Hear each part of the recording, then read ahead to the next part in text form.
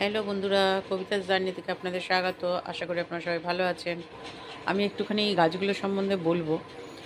আপনাদেরকে একটু বললে পরে যদি আপনাদের উপকার হয়, তার জন্য আমি বলবার জন্য এলাম।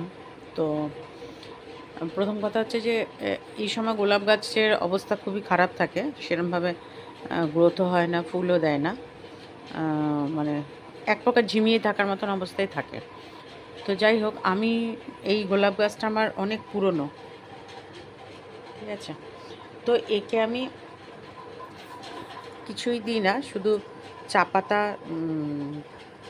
গুঁড়ো করে কখনো দিই, কখনো চা পাতা লিকার করে ফুটিয়ে তারপরে সেটাকে ঠান্ডা করে তারপরে দিই।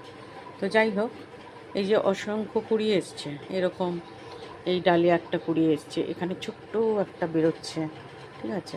তো এরকম ছোটো ছোটো কুড়ি এসছে এবং ফুল তো দেখতেই পাচ্ছেন, একটা হয়েছে, এখানে একটা হয়েছে, ঠিক আছে। এটা হলো একটা গাছ, এটা হচ্ছে আর একটা গাছ। এটা অনেক ছোট গাছ কিন্তু এত সুন্দর ফুল দিচ্ছে।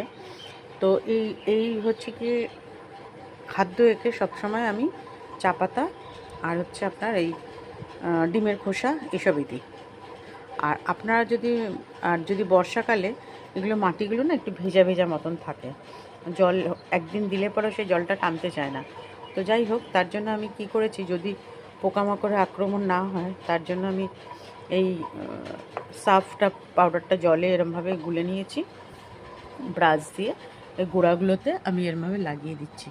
তাতে কী হবে, পোকামাকড়ের আক্রমণটা আর হবে না। অ্যান্ড আমি স্প্রে করে দিচ্ছি, কীটনাশক স্প্রে, ঠিক আছে। এটা স্প্রে করে গাছগুলোকে রক্ষা করছি পোকামাকড়ের হাত থেকে। এবার এখন কথা হচ্ছে যে এই যে জবা গাছ, এই জবা গাছটাতেও তাই। জবা গাছটাতে কুড়ি এসছে, প্রচুর কুড়ি, ঠিক আছে। অ্যান্ড এখানে একটা জবা গাছ আছে, সেটাতেও অনেক কুড়ি আসছে আস্তে আস্তে ছোটো ছোটো। তো এখানে একটা গাছ, জবা গাছ, সেটাতেও কুড়ি আসছে।